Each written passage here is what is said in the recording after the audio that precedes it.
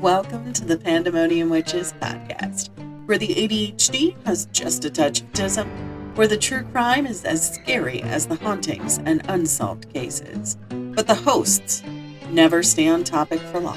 I'm Kat. I'm Rachel. I'm Em. And I'm Meg.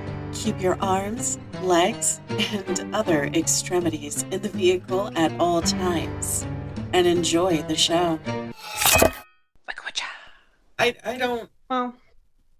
I don't eat oysters a lot, so. I mean, I like oyster, but I mean, it has to be like fresh. I like the canned ones if I'm making like a snack or something like that. Or like you're putting them in a recipe or something. Right. But I prefer fresh. So, but like, hold on, I'm gonna send this. I send this to you so that way you can see. She used garlic powder, basil, lemon juice, slap your mama, paprika, nope, minced garlic, texture. Immediately as soon as she pulled back, nope. Right. That's what I'm saying. Like if it was fresh, I would eat it. Different. I would eat that shit up. Right. Yeah, I would eat that shit up. But like, so she puts this dressing over top of it and then puts fresh mozzarella on it because fresh is best, as she's putting onto a canned mackerel, and then proceeds to put it in the oven to melt the cheese. Right. And so one of the comments is, dude, every tin has plastic coating. Do not heat the tins and eat out of them.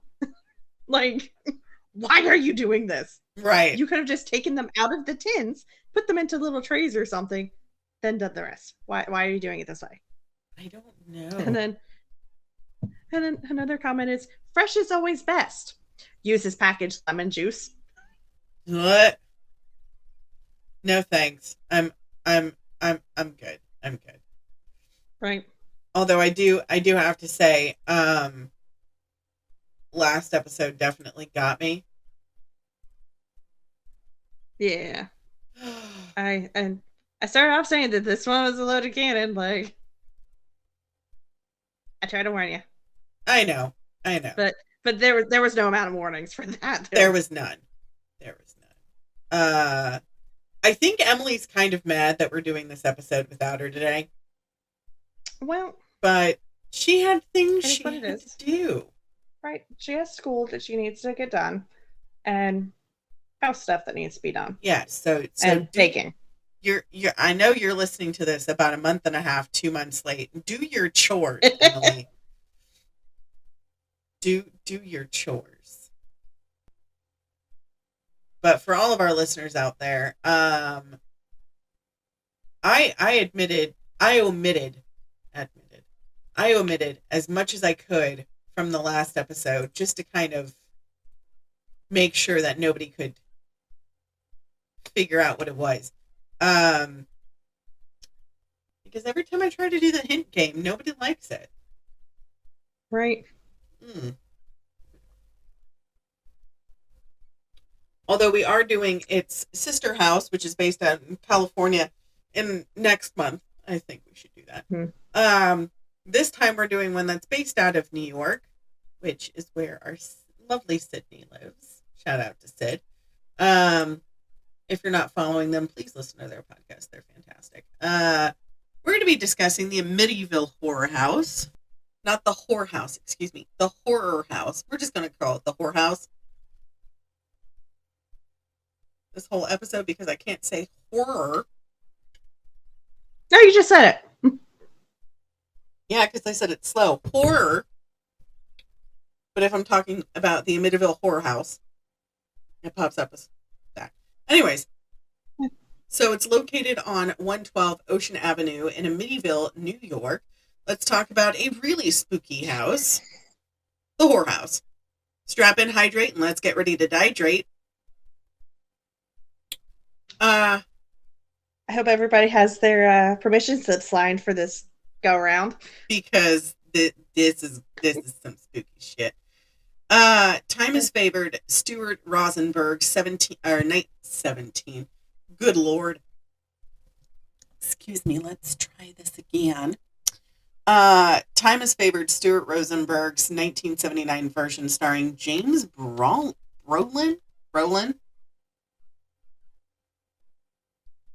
Sounds right. Yeah.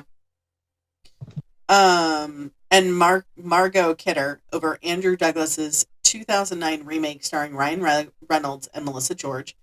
If you haven't seen it, go see it. It's great. But what most people don't know is that the film franchise has since spawned a whopping 26 sequels or spinoffs. Holy shit. I know. That's a lot. None of that would have happened without the actual story behind both Amityville Horror films. True life haunting of the infamous residence located in Long Island, New York, a suburb of Amityville. You good? Mm-hmm. No, I was chewing. Sorry. Oh, okay. You were like, you. Oh, okay. It's the topic. Munching. So much crinkling. Yeah, sorry. It was there on November 13th, 1974, that a mass murder occurred inside. A year after, the property was sold for cheap, which I will discuss later, with the subsequent haunting sending the new owners running a mere 28 days later. The facts.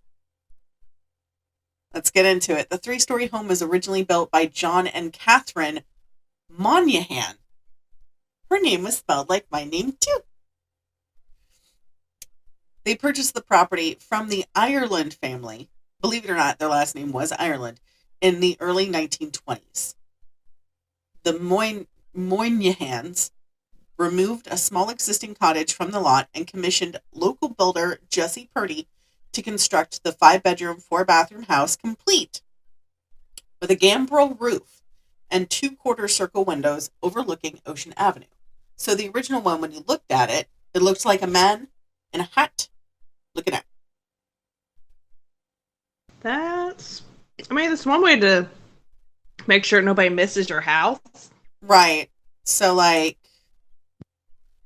what the house used to look like versus what it looks like now. Might help if I unmuted myself. So they just painted it different. Got it. Well, no, it's not that they just painted it different. So they changed the windows on the 3rd floor, which is the attic. Instead of them being the half or the quarter circle windows, oh, okay, they changed them to full windows. And then they also extended the roof. So they increased the pitch. As you can see, it's a little bit taller. And the walls are a little bit wider. So it doesn't look at all like the first house. And then they also painted the color. So it's a gray. It's a gray beige now. But also because of the angle of the pictures. Like, just kind of look at it and you're just like, oh, okay, so they painted it and changed basically the attic windows.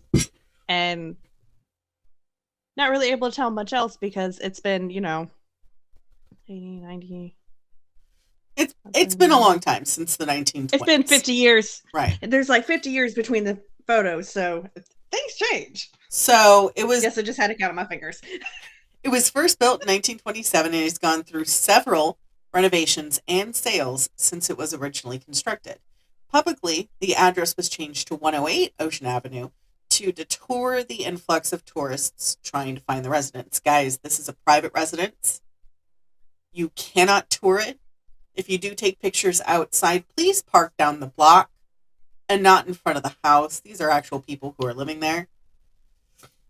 And be respectful of the areas. Right. Because these are homes. Like, they're not and it was debunked. We'll get to that in a second. In 2016, the Wrap reported the house was sold for $850,000.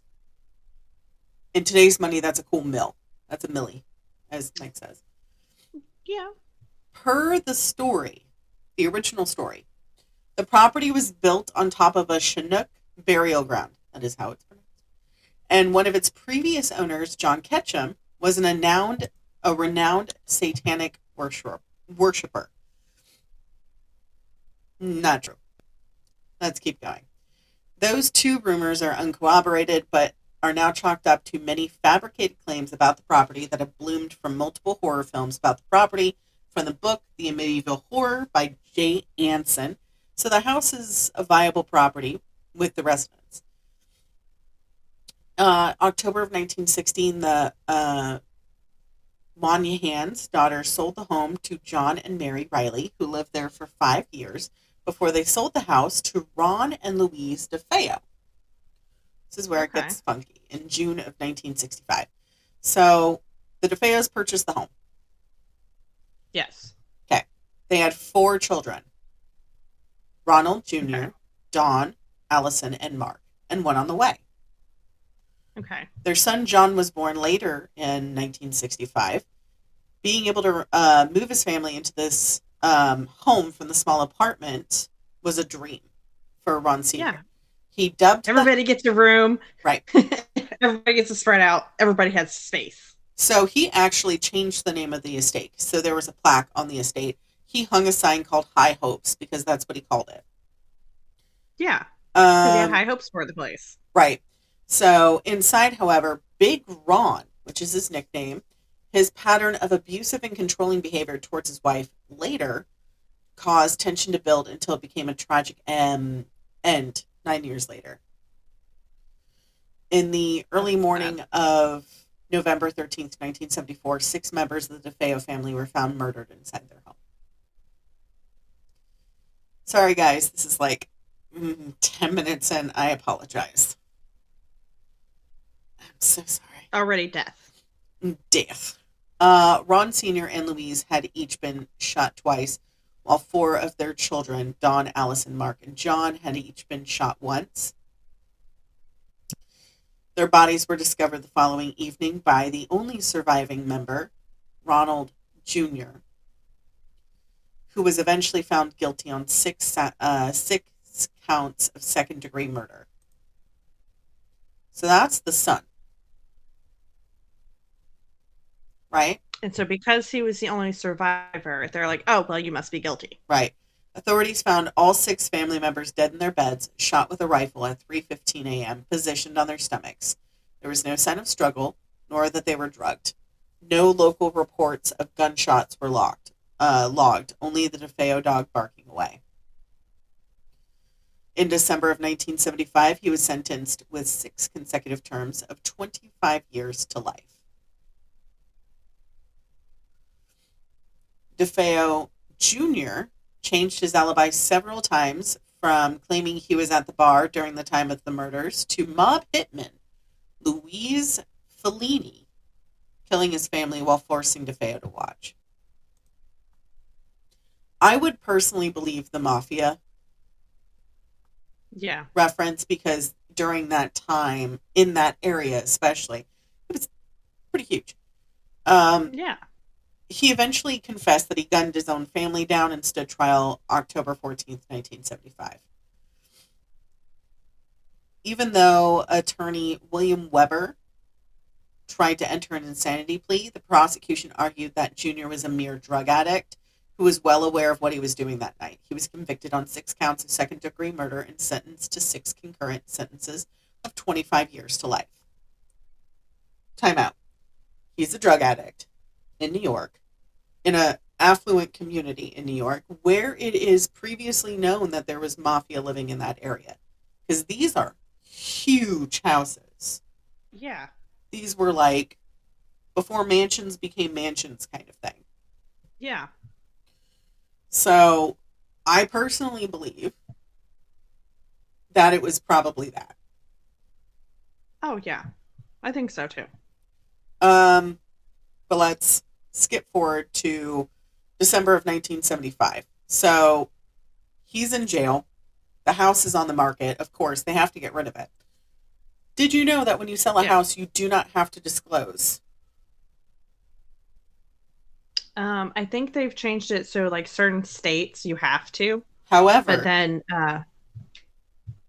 then you didn't have to disclose. Didn't have to. Right. Only if it was a mortuary. If it was a mortuary, Mm-hmm. you have to put it down. So when the Lutz family moved in during December of 1975, they were only able to last 28 days before driven out by their newly purchased home by terrifying paranormal activity. Around the same time, oops, around the same time, the former DeFeo home was sold to George and Kathy Lutz, who moved in with their 3 children on December 18th, 1975. According to their story, their family began experiencing paranormal activity immediately. The book The Amityville Horror by Jay Anson provides a chilling account of the horrors they faced, from a mysterious green slime oozing down the walls, toilet bowls turned completely black inside, to the appearance of a pig with bloody red eyes and a faceless figure with demon horns and a white peaked hood.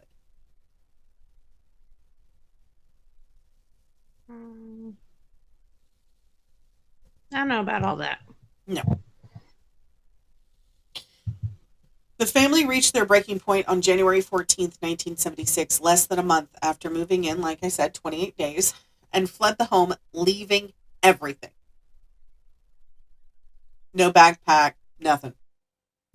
Just left things where they were. Yep. Following a paranormal investigation conducted that March, the Lutzes returned the house to the bank and moved to California. Despite a Newsday report debunking a majority of their story, the Amityville Horror sparked a public fascination with the home that persists to this day. You ready? Not really, but okay. Okay. Sorry. So sorry. I'm not sorry. I know you're not. This was fun researching it because it was like I knew it was debunked because not Ghost Hunters, Ghost Adventures had gone on there, and I was like, that is so cool that they were able to actually debunk. Right. So during their stay, the Lutz family encountered a swarm of flies, despite moving in the midst of winter.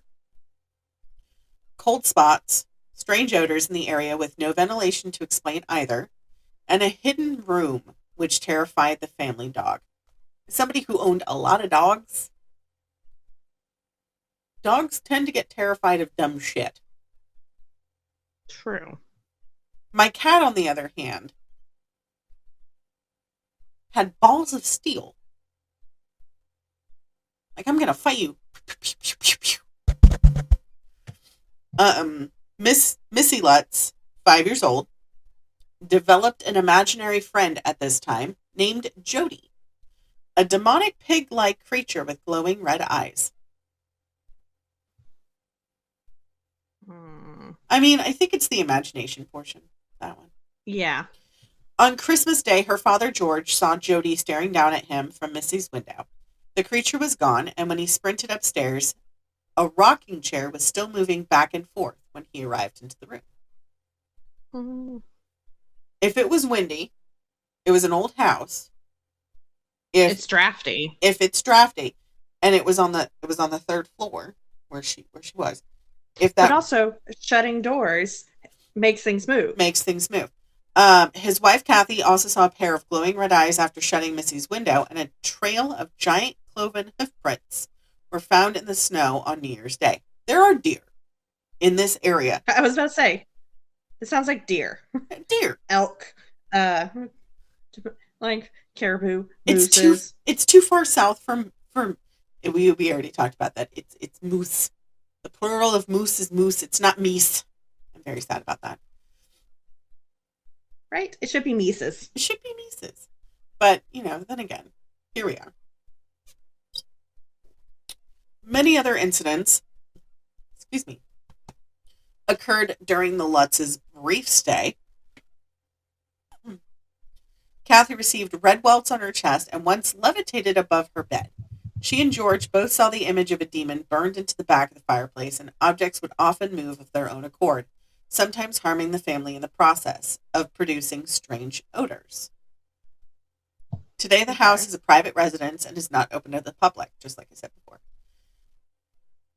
So when Jim and Barbara Cromartie bought the house for $55,000 in April of 77, they were unaware that a book would soon be published about it. By November, this family had been bombarded by so many unwanted visitors, they decided to change the address of the house. This, however, did nothing to stop. Right. This, however, did nothing to stop the onlookers from coming by at all hours of the night and day. It's respect, guys. It's still a house. Business hours, guys. In an interview with Newsday the following year, the Cromarties revealed just how bad the situation had gotten, saying that because so many visitors came late at night, they were barely sleeping. Once a man stood on the front lawn playing a bugle at 3 a.m. I'm not usually one for violence, but he's lucky he didn't get shot. Catch me outside. How about that? Right. On another occasion, someone left human excrement on the front porch. Yep. Oh my God. Around the holidays, the family decorations were stolen. The Holmes Horror House reputation even followed 14-year-old Joyce Cromartie to school, where classmates harassed her and asked repeatedly if she had seen ghosts since moving in. But the Cromarties said they hadn't experienced anything paranormal. Yeah. By December of 78, the constant barrage of visitors proved to be too much for the family, who decided to move out and put the house on the market for $100,000. By the time the Amityville Horror starring James Brolin and Margot Kidder hit theaters of July of 1979, the Cromarties had yet to find any serious buyers. Meanwhile, the new wave of curiosity sparked by the movie was affecting the entire community. Yeah. Ocean Avenue. Well, Ocean Avenue is where they live, right? Yeah. It was littered with empty beer bottles, popcorn boxes, and other trash left behind by looky-loos, whose disrespect applied to every house and homeowner on the street. As the crowds grew larger, extra police details were hired and paid them overtime, a costly expense for a small village like Amityville. And Amityville's not that big. Yeah. It's pretty small. Although public officials had considered ways to monetize the crowds, like running tour bus tours or charging admission to see the house, none of these ideas were approved out of respect for the original DeFeo family. Yeah. Having given up on the idea of selling the house, the Cromarties eventually moved back in. Fighting to defend the home's reputation, they accepted speaking engagements throughout the New York area where they could share the real history of the house. Yeah. Makes sense. Right. In February of Tell their story. Right. In February of 1982, they reached a settlement with the publishing company to have a subtitle, A True Story, removed from all future printings of the book. Let's just...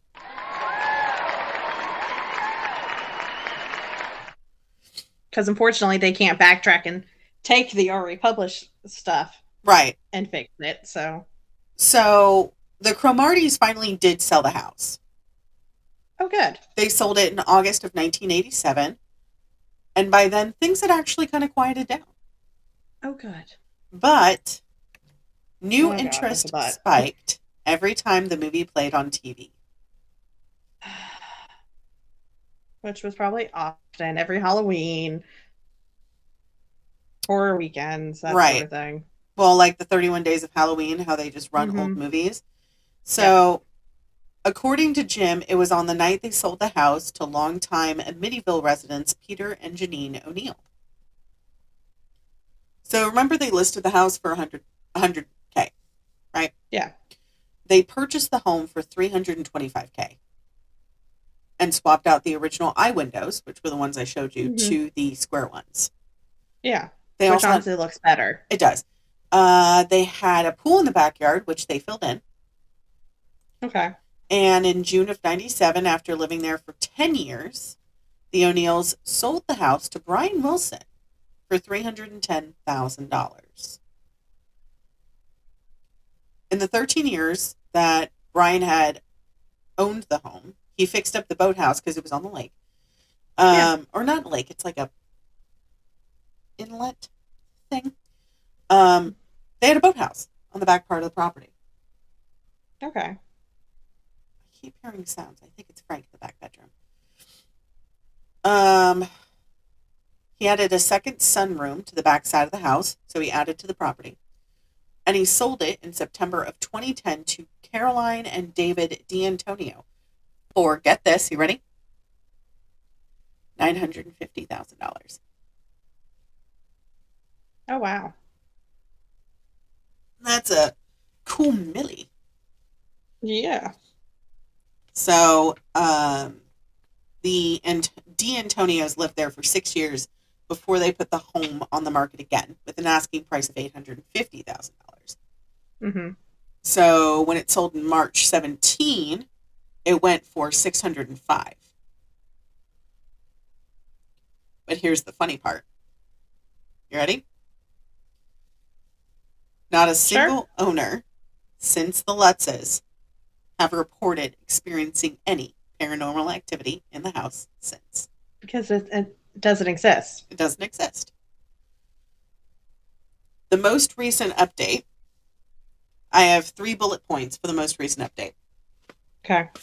So, most recent information on the home is that it was listed for sale in 2016 because the owner wanted to downsize after her husband passed away.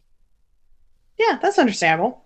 So, as I said, it was listed for $850,000 and was purchased by a new owner in early of 17, and they asked for $605,000. Okay. The property was built in 1927 at 112, the original one. Over the years, the address changed from that address to 2 other addresses. I couldn't find the middle address, but the second address was 108 Ocean Avenue. So, the original house has changed. So, paint colors, the pool got filled in, the fence, the privacy fence got updated. They put those Italian weeping trees in, a couple of other things. A lot of cosmetic stuff. Yes. So, the main renovation that people can see is they got rid of those eye windows, the quote-unquote eye windows. Yeah. It did return 2 headlines in New York newspapers last year, in 2021, when DeFeo Jr., the one who supposedly killed his whole family, died in Albany Medical Center in New York of March of 21. Okay. He was 69. Okay. So, that being said, we're going to go over what was debunked. So, I just sent you a photo. Okie dokes. So, these are the photos, which I'll post on our Facebook if you guys want. The photo, the one all the way over on the left, it looks like a little boy. A very, very creepy child. Creepy child. However, you look at the one on the right, it's the same. You don't see it. No. Do you want me to tell you why? Because they edited it. This was before Photoshopping software and before anything can be edited. Even adding negatives on top of negatives, which I did.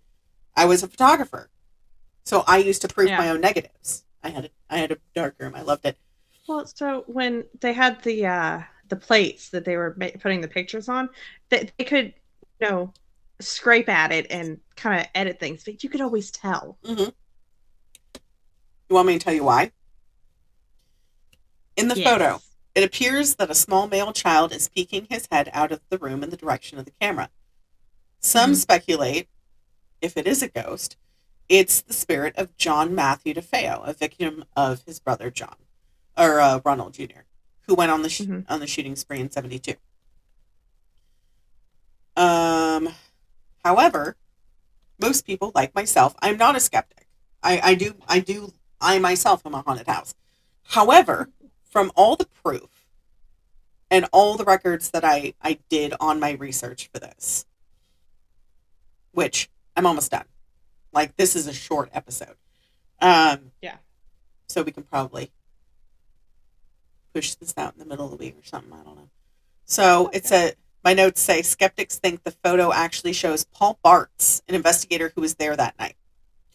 The night the Lutz did the whole thing, they had 5 people. Mm-hmm. They had 2 men and 2 women show up, and plus them 2, so a total of 6. So they had 4 investigators there with them. Bartz has the same hair, style, and facial frame. Bartz was wearing a shirt similar to the one the boy is actually wearing in the photo.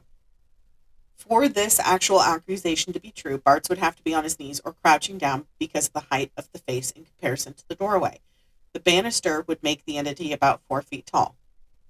Also, Bartz is not wearing his glasses, and his shirt, although close pattern, seems to be in contrast with the ghost child. Bartz has never gone on record either to confirm nor deny that the cameras focused on him that night.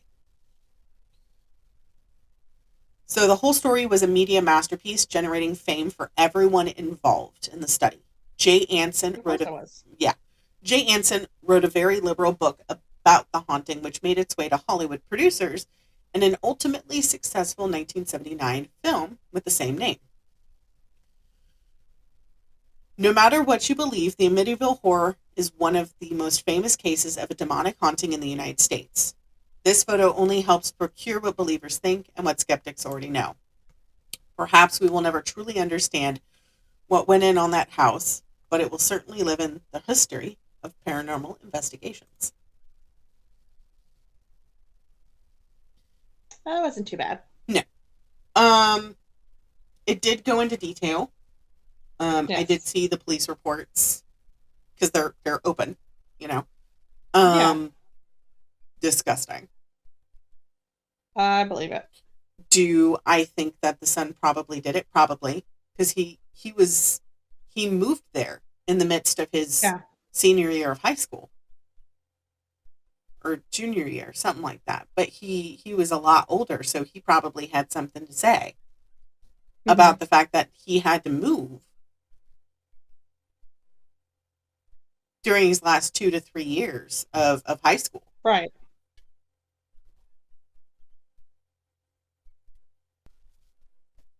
Like, I understand something like that. I get that. Yeah, and it's rough. Mm-hmm. Like, I mean, I was talking to my mom the other day about the fact we almost lost my parents' house when I was younger. We lived at the same house for almost 20 years. Yeah. And I moved back home to take care of my dad. And my mom was sitting at the table, and I'll remember this because she was crying. It was like 2 o'clock in the morning. I got up because I couldn't sleep because Walnut. She was at the kitchen table. Oh, hold on.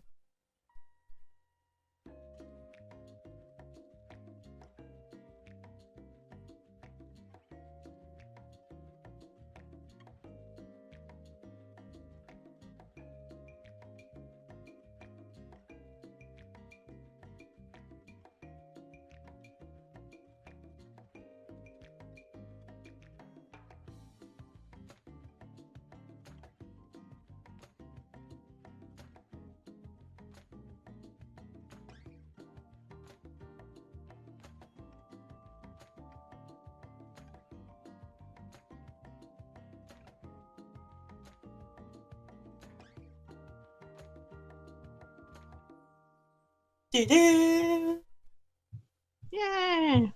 So my mom had almost lost the house because of Dad's medical bills. And a couple of other, things. So she sat me down because I was the youngest. And I would have been more affected by this because I had just graduated high school at 19. And so she's like, would you be mad if we had to get rid of the house? And I said, I'd be a little upset, but I would understand why.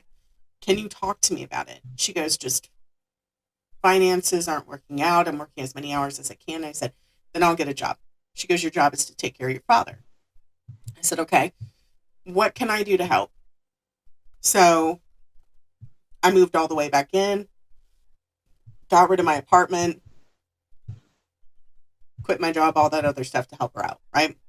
Yeah.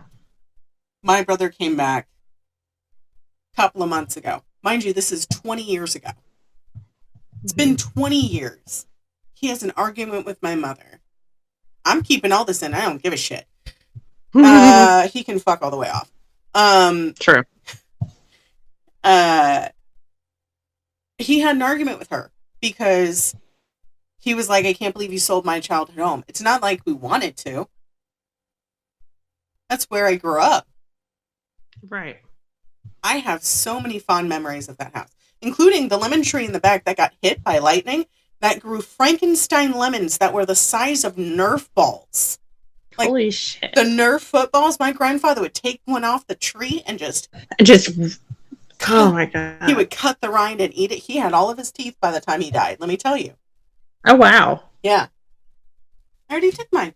I thought you said you needed to. No, I already took mine. That's why morning, I had a brother. Oh, Sissy says morning, brother. Morning, Sissy.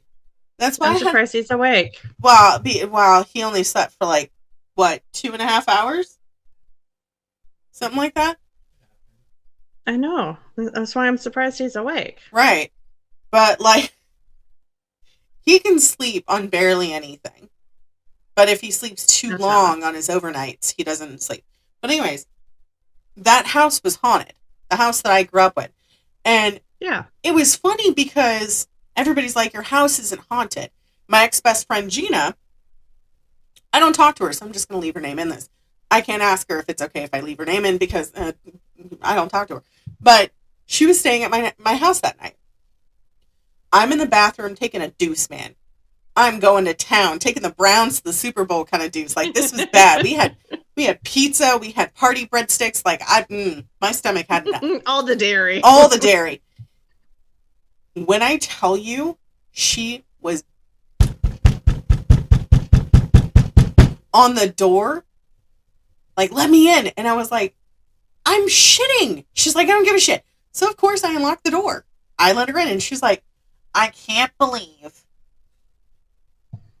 what I just heard. And I was like, what'd you hear? And she's like, you were doing that? And I was like, I've been in here shitting my brains out for the last 15 minutes.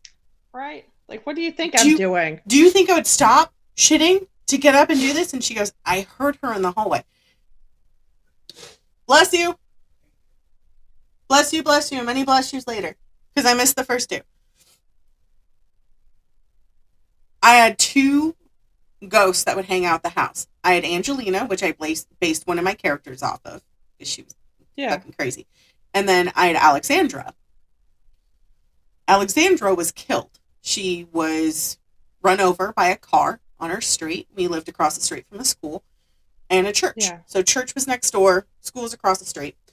And she was bouncing her ball across the street from the school to the church. And she got hit by a car.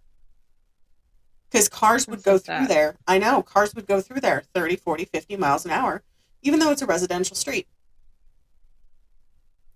And it said 25. They didn't care. They would go fast. So, and this was, I think she was killed in like the 60s or 70s or something. But, so, she was just bouncing a ball down the hallway. And I was like, good Lord, like, oh my God. She goes, I believe you. I didn't believe, she studied anthropology and scientific natures, and she's like, there's no way you can talk to ghosts. I don't believe you. And she was trying every way to debunk it. I was like, okay, are you sure about that? Okay. So, especially when it comes to houses like this, my friends like to kind of take me to these places, which is why I want to go over the Winchester Mystery House next. Okay. For next month. You're good with that? Yep. I am. And guys, again, we have comments up. Please give us comments. We feel in love with no comments. I would love to hear your feedback. If we are just as unhinged as you believe, we are.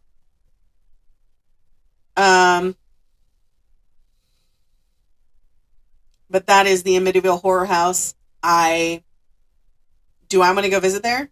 Yes. Am I going to? No. Out of respect for the owners and the neighborhood. Absolutely. So, I liked researching this. It was great. Oh, good. We have some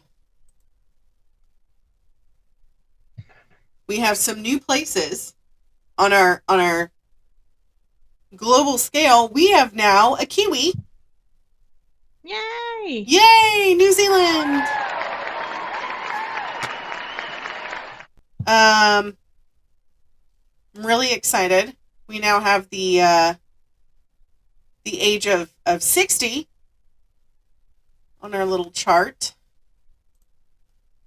And our most popular episode is Come On Barney, No More Party, You're Wanted for Murder.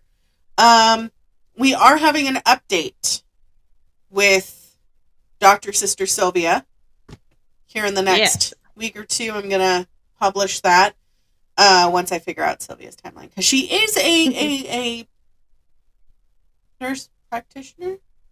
Yes. Okay. She's got a bunch of letters behind her name, and she does. She specialized in peds. She did. So that nurse was a little closer to home. Right. And the fact that she wanted to do that story, I was like, all right. So right? I was like, okay. So once we hit 100 followers on our Facebook, we are going to be doing another giveaway, which is going to be another episode with us. So do share with your friends and share with your family. I mean, I don't know if your family watches true crime, but if they do, like our family does, welcome to the Possum Party. Stay spooky, everybody. And stay safe. We'll see you guys next time. Okay. Bye. Next time on the Pandemonium Witches. After basically all of her crime spree, and apparently some other women were also poisoning, their husbands at the time with it. It's a great party. And again, because of her age, because they're in their 80s, they're going to die any day now. Evelyn ended up going blind, and she lost all of her hair. What the fuck? Sorry. Yeah, because some of the symptoms of thallium poisoning is loss of hair, nervous disorders, progressive blindness, loss of speech, and eventual death. Well, obviously eventual death. This is a true crime podcast. Yes.